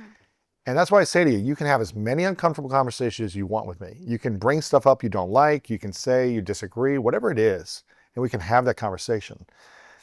I guess there's only like two agreements that I like to have. One is don't have it when I put my head on the bed. Yes. So once I'm in bed, my head shuts off and I can't have these uncomfortable conversations. It's really challenging. Unless there's like a crisis, then okay, let's wake back up and let me be here for you. Like if you're Which, having, by the way, I want to say, that is such a beautiful adaptation we did together of that, because we have that agreement that we've made together. You know what? After 11 p.m., and it's true, like one has to choose whenever to say something. So if your husband is just about to leave out the door in 10 minutes to go to work, and you bring Don't up a start subject, something. and then you're upset because he had to leave. No. Oh my God, he left me because no. Why do you don't bring care it up about then? this. This is important. You're leaving to work and you're not, Exactly. Choose. You're where going gonna with your bring- friends right now. You don't want to listen to me. It's Yeah, like, but I have the tickets already for the game. What do you mean? Why do you bring this up right now? So it's learning Yeah. how to bring up conflict at the right times. Yeah. And it doesn't mean you have to like abandon yourself and wait weeks and months. Mm-hmm. It's just figure out, okay, when can we, and also saying, hey, there's something on my mind I want to talk about today that's bothering me. When is a good time for you? Exactly. And you make a date It doesn't about need, it. it doesn't need to be appointment. when you want it to be. Yeah. Your partner has to agree to receive the conversation also. So if something's really on your heart and mind, and if they say, oh, actually, I want to resolve this now, so I'm going to cancel my thing because it doesn't work for me to like wait 5 hours, then that's on you now saying, I'm going to cancel this thing and give you what you need. Or when I get back from this event to this game, then we can talk about it. Or tomorrow morning is better. It's like finding a time within like 24, 48 hours, I think is good. So the person isn't waiting to share this thing. And you're saying, I value your struggle enough to say, when do we want to talk about it? For us, we don't really have many of these conversations, but I'm also just like, and I said to you, because there was a couple of times we had conversations late at night where I was just like, I'm exhausted. And you were like, you're not being present. You're falling asleep. And I'm like, it's midnight. What do you want me to do? Yeah. And so the next day I'm like, we need to make a new agreement. This isn't working. Let's agree. Can we agree? No tough conversations after 10 p.m. And now it's like when my head hits the bed, can we not have a conversation that's tough? Like that's the time where we can talk about what we're grateful for and wind and it down. works for us. And it works for us. And that's the thing. I want to say something that I think is very important. all the things that we are sharing right now are things that work for us. Yes. Because I think all the agreements a relationship has, and any relationship has to be tailored for them, Yes. for every person. That's what I love about our relationship. It's tailored for us. Maybe certain agreements that we have for a woman that has a more sensitive nervous system, maybe they wouldn't work, you know? Maybe they need different agreements that can work for them. But you got to, then the man has to be okay with the agreement they're making. Don't be upset at the agreement.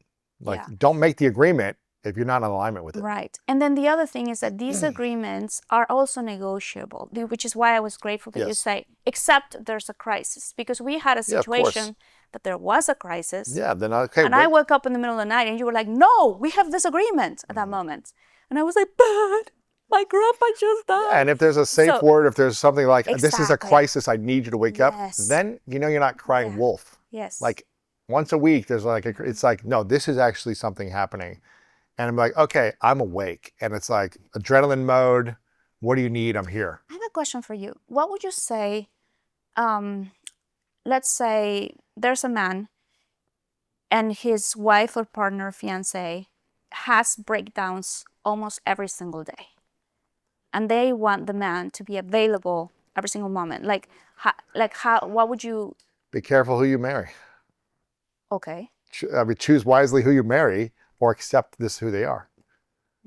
I mean, it's like, if you've been with someone for a year, 2, 3, 4 years, and you get married to them, you cannot expect them to change overnight into someone you want them to be.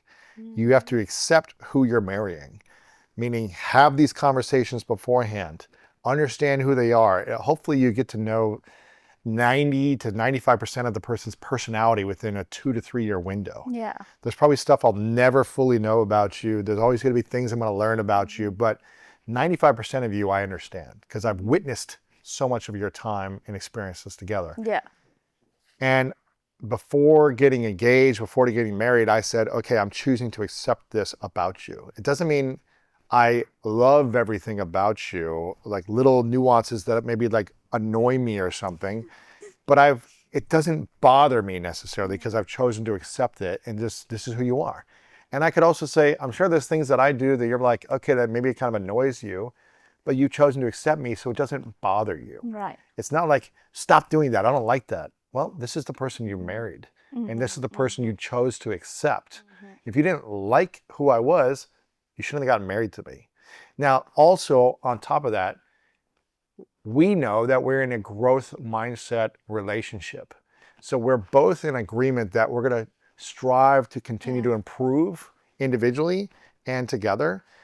And it doesn't mean every day we're not going to be perfect ever, but every day we're going to be willing to, I'm going to take a look at that and reflect on it. Yeah. And if something's horribly bothering you, I don't want that. So what can I do to try to create a new agreement in this space without feeling like I have to change who I am to please you? And I think that process of just a willingness that we are willing to grow, look at things, reflect, because nothing's going to be perfect, but we have accepted who we are. And that acceptance is the foundation. And because of that, we can have these conflict resolution conversations when we are struggling with something. We can say, what's an agreement we can make around this?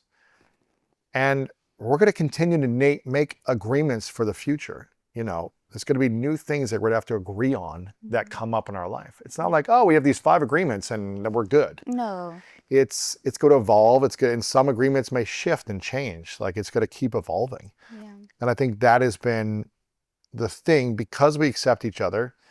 And I said this early on. I go, you can be upset at me. You can have, these challenging conversations. You can say whatever you want, but you have to accept me.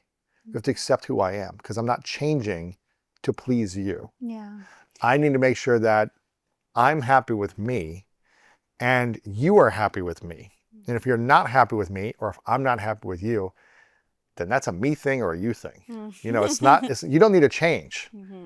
I need to change the way I look at you and perceive you and learn to continue to accept you, because you're going to evolve and shift and change and adapt in life. And so am I. I love what you're saying, because it really, adding to that, but it's part of the same subject, is when you're struggling with something about the person you're with over and over and over again, is because underneath that, you wish they would change that. Yes. That's what it is. And when you learn to accept the entire person, not just falling in love with these parts of the person, Yeah, all the of them. entire person, okay, she is fantastic in all these different ways. However, Yeah. she has a very thin nervous system and everything makes her break down. That's the person you're with. And either accept her or don't be with her. Exactly, because then the frustration that comes sometimes is not even about the person. It's about your wanting Response to to it. change Yeah. the person. And that creates a frustration because things are not the way you want them to be. Yeah. And then you're going to that's a suffer. struggle. You're going to suffer. Mm-hmm. And so, and listen, we've both done this in the past in previous relationships where we weren't accepted. We didn't accept the people. We wanted people to change. They wanted us to change. And it's just stressful. It just doesn't feel good. No. And so so that doesn't mean that throughout the relationship, there's ways in you can grow together. Yes. But it's walking next to each other to create that space as well. Mm-hmm. Like if there is a woman or a man with a very, a nervous system that is breaking down and needs a lot of reassurance all the time and everything, it's again, talk about the issue together. How can I support you with this issue? I've noticed this about you. Is there any way I can bring support in our life to create a better life experience for the both of us? Because I see you struggle. So then it becomes also my struggle. How do we do this together? Yeah. Mm-hmm. A big thing that people fight about, and one of the main causes of breakups and divorces, is around money conversations, money problems, money issues. Yes. And so one of the next things in the process that we took for the premarital counseling was around finances and creating just a sample budget sheet. Yeah. And I think this is more than just like a one-time conversation. This is something that we talked about over and over again. And we can do a whole episode just in that. Oh yeah, we could. And we will. Yeah. Ramit Sethi has a great book that's like, I Will Teach You to Be Rich for couples or something like that. I can't remember the name of it, but we've gone through that. Yes. Again, 8 Dates talks about like money stuff. We had like a whole date in this 8 Dates book by the Gottmans, which was around money. And like, it asks us, I think, like 50 questions that we both answer to each other about money. Yes. To making sure we're in alignment. Mm-hmm. Your relationship with money. You may have a different relationship with money than I do. Everyone has a different relationship with money. Mm-hmm. And so you might have similarities within your partner, but you're going to have differences also. And again, it's learning to accept the person. And one of the things that we talked about in here was like the debts you have, the debts I have. We didn't have any debts, but it's like, it's something you talk about is like, is there debt? How are you going to handle this? How does that make you feel if the partner has that? Whose responsibility is that? Are you merging finances? Who's paying for what? Like these things that you just don't think about, that maybe you assume, and then maybe you think, oh, the man's going to pay for these things and I'm not going to pay for anything when I'm married. Or maybe you say, we're going to split it 50-50. Or I've been a big entrepreneur, I'm going to take on the responsibility. And then 2 years later, you're married and then one of the two is resentful. You never discuss these things. Never discuss it. Or you find out, oh, wait, what? You had all this debt? Yeah. And you never told me? Like all of this, I think it's information that is important when you're dating. I think there's a moment. I mean, we talked about this when we were dating, before engaged. Yeah. And I think that's, for me, I was wanting to go through a lot of this stuff when we were dating because I was like, why get engaged and then break it off? Yeah. Like, oh, telling your friends and family in the world, oh, we got engaged, and then it didn't work out 6 months later because we didn't have these conversations. Yes.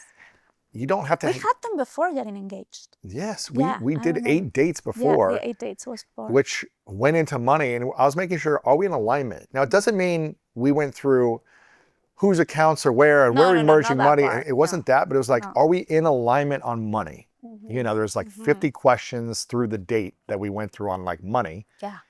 And each person has to answer the question. And then if we have a different answer, it was like, okay, what do you really feel about this? How do I feel about this? Yeah. Are you okay if we did it this way? And we got to an alignment on a lot of these things. And it was like, okay, yeah, I'm okay with this and you're okay with this.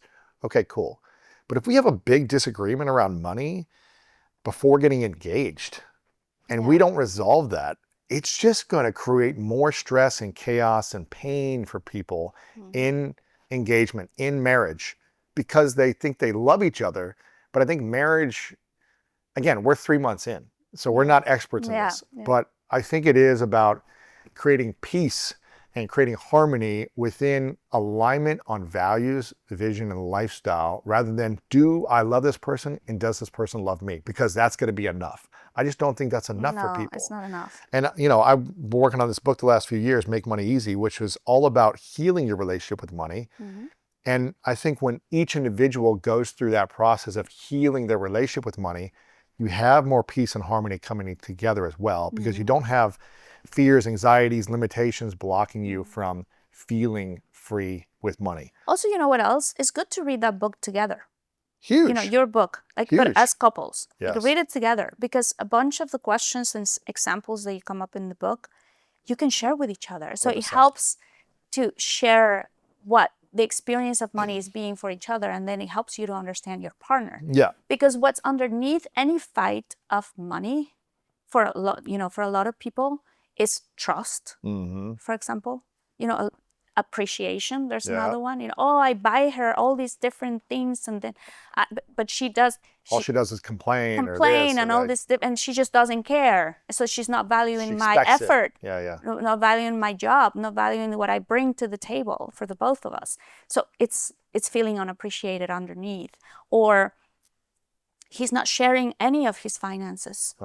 Why? It's weird. What's going on? Oh, well, it's a matter of trust. Or he's cheap, or he's whatever it is. It's a matter of trust. So there's deeper things underneath what the conflict about money is. Yeah, and if you guys want us to do a whole episode on money and relationships, let us know in the comments below. Also, because in that whole episode, we can talk about the prenup. Oh yeah, everything. We can talk about, oh my God, it's such a good episode. The whole process. So if you want more of that, or if you have problems with that, let us know in the comments below. So that was just part of it. Again, this could be a whole weeks for people to go through from that. Then we went over married intimacy. Oh my God, that was so beautiful and so important. And I can't remember that part, but what was the main part of it? So the main thing about intimacy in married couples, which is beautiful, is that one of the things is that we think marriage is a finish line. Oh, we got there, great. Now she's my wife, forget about the lover. When it's like, you know what? Before we got there, I was getting ready for you to go out on a date. You were getting ready for me to go out on a date. We would go on a date together. We'd make it fun, joyful, special. Yeah, it's also, I was taking care of my health before, you were taking care of your health before, and you can't just let go of yourself because you're married now. It's like taking care of your health, taking care of your mind, getting ready for each other to go out and experience life and go on dates, like all those things. Yeah. The way they talk about it in the workshop also is that, because a lot of people think, oh, if you're in a Christian workshop or in a Catholic workshop, it's like, you never talk about sex. We should never talk. That's no, but they talk about it. No, they talk about it because they tell you your husband and your wife is there to enjoy each other. That is literally another avenue of God's love for you. That is there for you. So there's the way to build intimacy has everything to do with everything we discussed before. You're not going to feel like you want to be intimate with me if I'm complaining about you all day long. If I'm complaining about the life we have all day long. If you feel unappreciated, you're going to be like, I don't even know if I want this. Or maybe you just want that, and then you'll be like, because I don't want, it's all encompassing everything, and it's an opportunity and a gift that God gives us to enjoy each other's love in a physical way. And it is as important as the other ones also. Knowing that it will change and evolve in times and all these different things. So it's like... What happens if the woman doesn't want to have sex as much as the man? What happens? Yeah. Well, you probably have to ask her why. Like, what's happening with you? What's going on? It may not have anything to do with the man. Most likely something's going on for her And so you can with curiosity, address the woman and say, hey, I love connecting with you this way. So it's not about sex per se, it's about intimacy. I love connecting with you this way. I feel loved when we have, when we're intimate with each other. And I'm starting to feel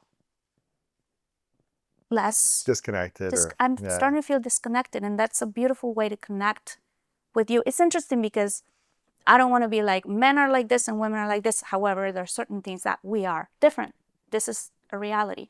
And for men, what I've heard from you is like looking for that connection. When you are intimate with your partner, you feel more connected, right? And for us, in order for us to feel intimate with our partner, we need to feel emotionally connected first. So it's almost like, which one's the first, like chicken out of the egg?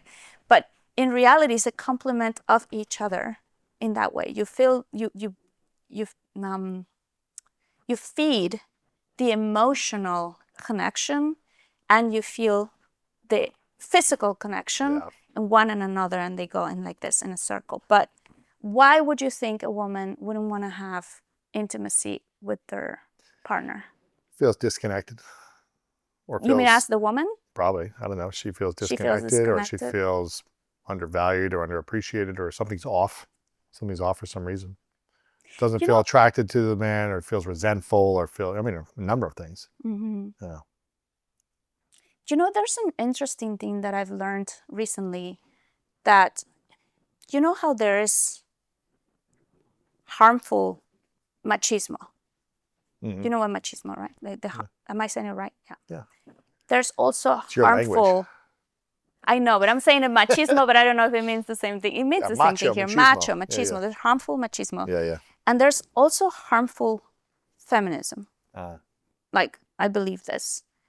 And when you, as a woman, you start thinking that your power over your man has to do with sex and how much you give it to him or not, and when, and only when you want to, and all of that stuff, you are creating the biggest prison ever. And it's a version of control. Yeah. And It's manipulation. So it's manipulation, absolutely. And man. Yeah. And so I think that part is important to, So women shouldn't control sex with the man they're married to? No. I don't Shouldn't think so. manipulate them or say, I'm not giving it to you, or not now, or whatever? No, I don't think so. Why? I think What happens when that happens? because you're falling into the trap of control, as in anything else in life. That's Like, not you love. shouldn't- That's not love. You are saying, I have this thing that you want, so therefore I'm above you right now, and you're here. You And don't so get it. unless you do this and this and this and that, I'll do this. Oh, man. And that's going to make the man resentful. Exhausting. It's going to be exhausting. And you are not realizing this, but you are making yourself a thing. How so? How so? But you're saying, this is a thing. This is my what body, you value, and you're not going to give me it. Yes. This is what I'm going to put my value into as a woman. It's going to be my body. So then, therefore, that's the value. And so there you go. You're only going to have it when I want to, how I want to. Great. It's fantastic. You look great right now. What's going to happen when you're 60, 70?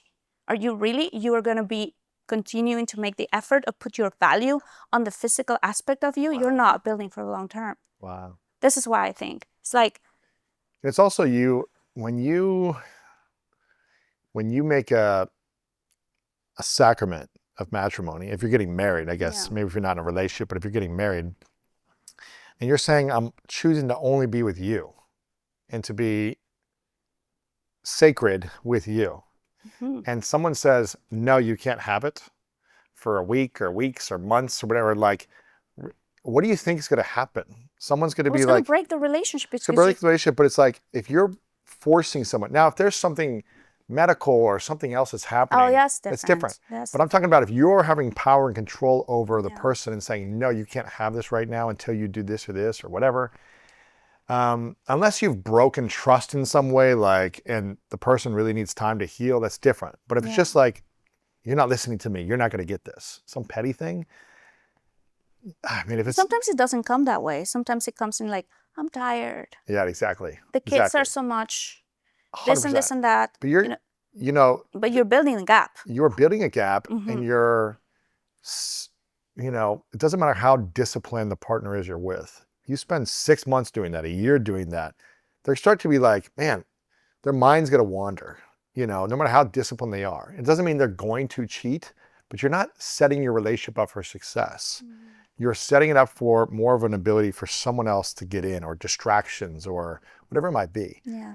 And so you just got to be mindful of that. You've got to be really mindful, I think. Otherwise, or just communicate. Hey, I'm not really feeling it right now, and something's going on in my body, and I just need like a couple weeks or whatever it is. I was That's just gonna different. say, 'cause- communicating it. Yes. Hey, I'm going through stuff right now, but there's other ways we can be intimate. Like, I don't want us to lose Exactly. the intimacy. There's other ways to be 100%. intimate. And, Yeah. and the thing is that it is true. Sometimes all of the things that I just mentioned, I'm tired, the kids Yeah. and all that. We don't have kids yet, but I know Exactly. it's you can be exhausted at certain times. 100%. It's not those things. But when the When you- gap is too When it's manipulation, though, it's more like when it's power.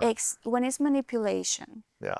or when it's too much, like that gap is actually too much, and then it becomes a little bit dangerous. Yes. Because also I think, like I said, when like you said also, when you're creating this covenant of marriage, Yep. you are committing yourself to that person. You are. right? You are. Otherwise, don't get married. Exactly. You're committing yourself to that Yeah. person. But if that person is not fulfilling their vows, Yeah. because being intimate with each other is part of fulfilling the vows. Mm-hmm. When that person is not fulfilling their vows, I think it leads to a conversation with a therapist, with a priest, with somebody that can guide you to that. There's something deeper happening in there that we don't know what it is, because we don't. And that's why I go back to, the beginning of like knowing that we both had a growth mindset or a reflective mindset. Yeah. It's like, hey, I'm willing to look at myself in the mirror if something's off, say, how can I improve? Or how can I take a look at this and see things differently and find an adjustment to make sure our relationship's working. And that made me feel safe knowing you were in the same position, that we were both in this position. So it's like when stuff comes up like that, it's really having the conversation and learning how to manage the conflict with like calm resolution and then create agreements around it. Yes. And it might be seasonal. So it's intimacy, married intimacy is a big one. Yeah. There's two final things that we went through with this process. Yes. And after we share these two final things, I'm going to share both of these big announcements, these surprises. So Okay. stay tuned for that in a moment. But the next one was dreams, goals, and decision making. Yes. And it's talking about, how to communicate, get clear, and be in alignment on each other's dreams, goals, and decision making. Because when you're getting married, there's two individuals with their own either careers, goals, dreams, things they've overcome, and visions they have for the future. And when two come together to create a unity, a family, I communicated early on about like, this is my dreams, this is my goal, this is the season of life I'm in right now. Yeah. And I don't know if this is going to be 10 years, 20 years, 2 years, I don't know, but this is where I'm heading. And I want to make sure you're cool with that, meaning the lifestyle I have, which sometimes I'm traveling a lot, sometimes I'm speaking on stage, sometimes there's a lot of people around, sometimes I'm interviewing people, sometimes I'm not, sometimes whatever. Like Sometimes you're writing, sometimes your dream that you have right now, Exactly. which is fantastic. Exactly. It's like, I've got a plan to go to the Olympics in the future, and that's going to take me traveling a lot. It's like, And it's going to take us traveling together, yes, supporting that dream. absolutely. Is that something in your alignment? And I also know that you make movies. You usually make 2 or 3 movies a year. That's between 8 to 10 weeks at a time. And you're going to be traveling. It's like, am I cool with that?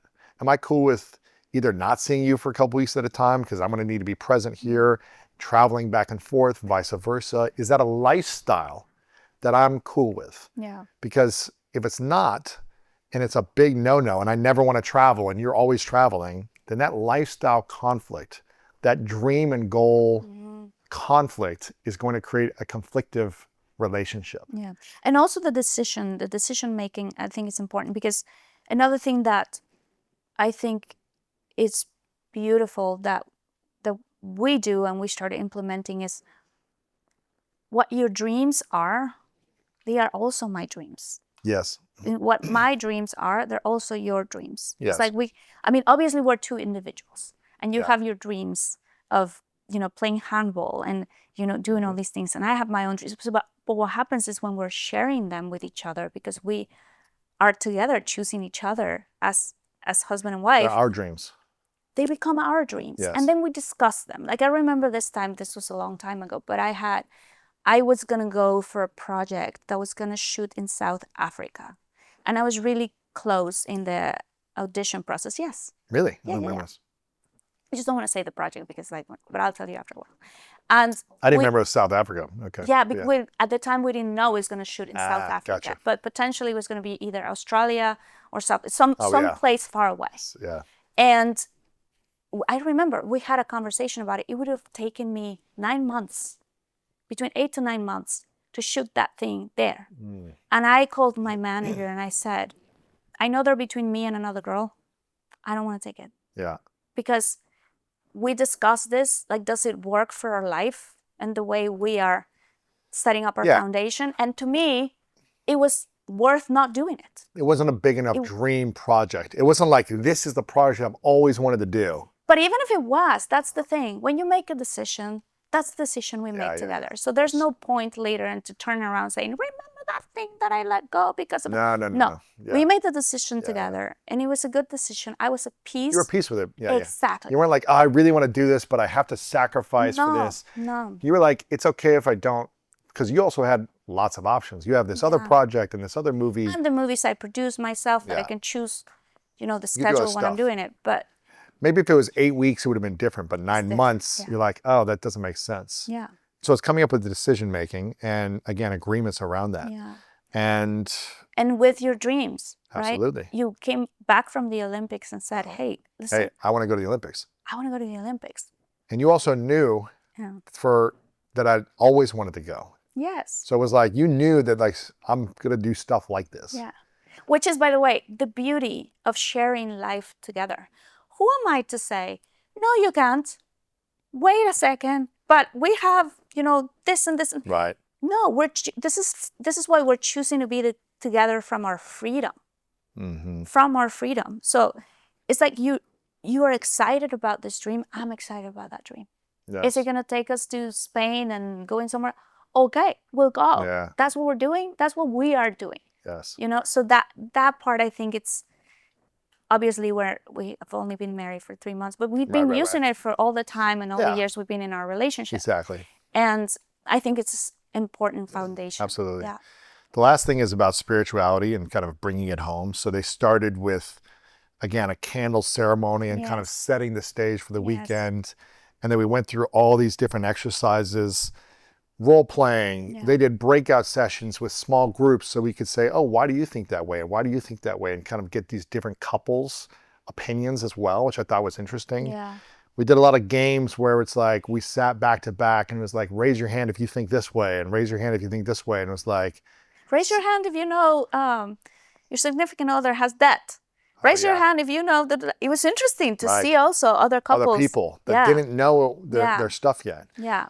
And so all these kind of exercises and games and role playing really allowed you to get to know your partner more, who you're engaged with, about to get married to. That's why I think it's important to do stuff like this before engagement. Yes. Because if your chemicals of love are saying, this is the woman I want to be with, the man of my dreams, because we've had whatever fun vacations together and he makes me feel good or she makes me feel great, and you don't do a lot of this stuff, you're just going to be heartbroken when you're married, because you're going to have such a high expectation that they can never meet.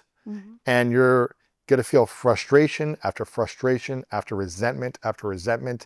And then one day you're going to wake up looking at the person saying, why did I fall in love with this person? Why do I love this person? Because you haven't chosen to understand everything about them, or at least 80, 90%, and say, do I accept all of them? Do I accept all of them?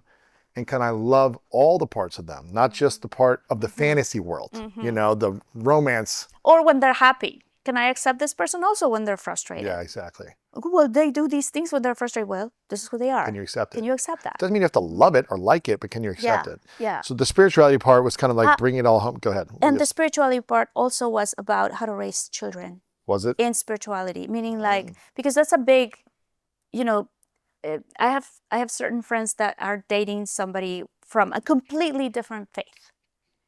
Well, that's a conversation. Yeah. Because if they're really hardcore that faith, which is good, then, but if there is completely different from yours, how are you going to raise kids? 100%. Come to those agreements, like talk about it. Like if it's not as important for you, but still talk about how you're going to raise children. Right. That's really exactly. important. And a lot of it was spirituality in the home. How's your relationship going to be with spirituality, raising kids with spirituality, all those things. Yeah. Which brings me to the first surprise. Would you like to share? The first surprise? But First there's surprise. two. I don't know which one's the second. Just say the first one. Okay. You want me to say I'll it? say the second one. You go ahead.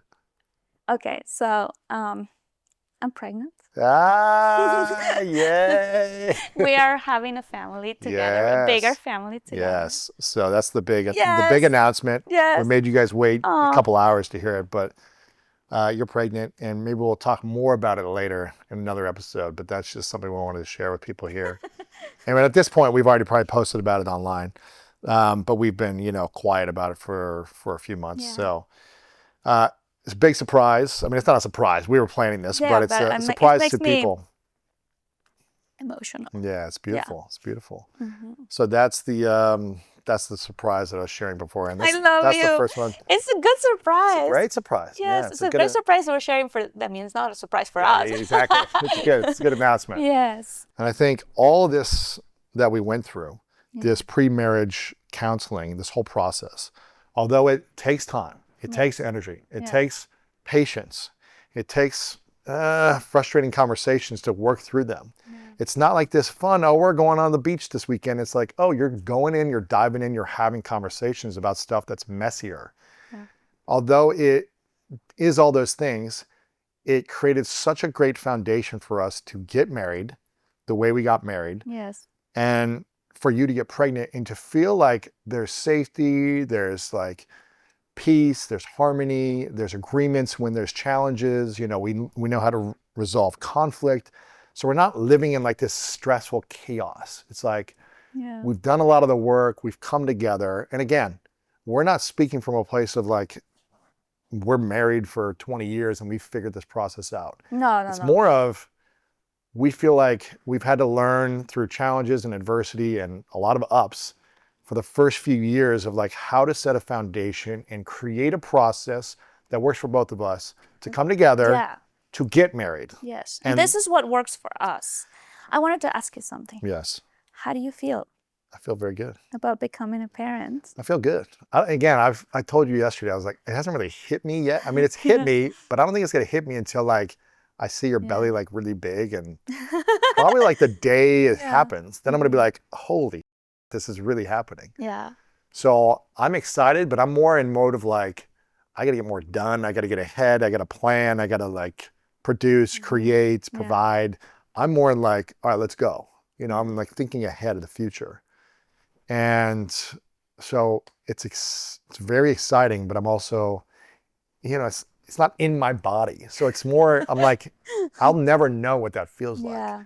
I mean, I've been feeling it at different moments, but I didn't feel the marriage until like really like the day before or something, and I was like, oh, this is happening. Yeah. Even the day of, I was like playing pickleball in Mexico, and I was like, oh, I guess I'm getting married tonight. But it was that evening, the church wedding, those were all like, oh, the day of, okay, this is happening. But no, I'm feeling it. I'm feeling excited, but I'm just not physically feeling it like well, you obviously you're not physically feeling. I'm So- feeling it. so I'm not feeling the range of like Yeah. emotions and hormones and all Yeah. these things that you feel every moment. But I'm excited. Yes. But we still have time. I So know. I got to prepare my mind. I got to Yeah. get my resources together and get ready. So Yes. that's where I'm at. But that's That's the announcement and the surprise. Our family is expanding. It's expanding. You're an amazing wife. I love you. You're an amazing husband. We've got so many things we could talk about in future episodes on, like, you know, the prenup situation, why it was important for you to change your last name, like all these things to create a stronger foundation and a stronger unity for us that works for us. And so whatever you guys want to hear about next, let us know in the comments below. Let us know what you enjoyed most from this conversation. Again, I feel like we just scratched the surface. We're almost 2 hours in for one episode. Okay. And I think this is a good place to start. There was a lot of additional topics and reflection that we also went through, which is around like your family, my family, our family, planning for kids, living together. There's like so much around like moving in and living together that most people don't understand. Agreements, disagreements, all these different things.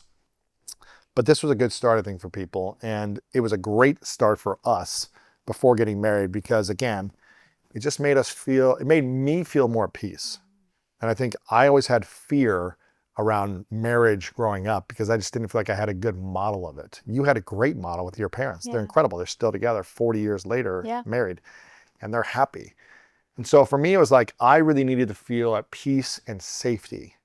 I needed to feel like someone wasn't going to sweep the rug underneath me and like say, oh, I say I love and accept you, and then we're married, and now change this, do this. I don't like this, blah, blah, blah. And I was just like, I'm not living that life, you know, because I've lived it too many times.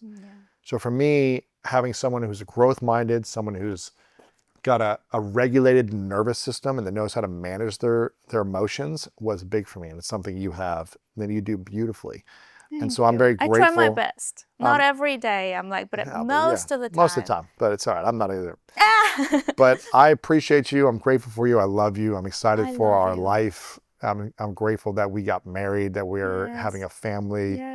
And hopefully this conversation is helpful for people.